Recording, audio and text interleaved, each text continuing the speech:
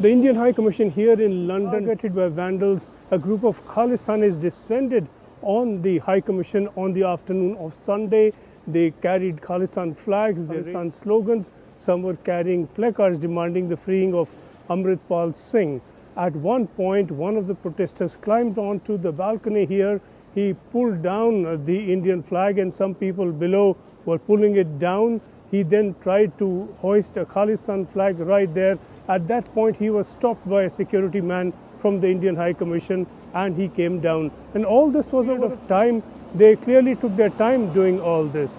There was no police present. There was no security presence. Someone clearly called the police, and at some point, a few policemen did come along on motorcycles and they confronted some of these people, but not very effectively, quite evidently from video coverage that we have seen of the incident.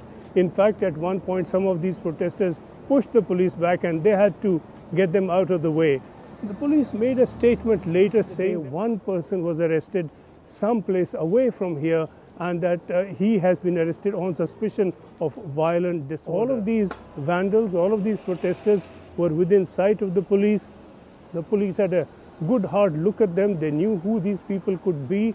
And there is a serious question now whether the police follow this up with any effective action following investigation that could then lead to arrests, further arrests, and then most significantly prosecution. A strong protest has been made.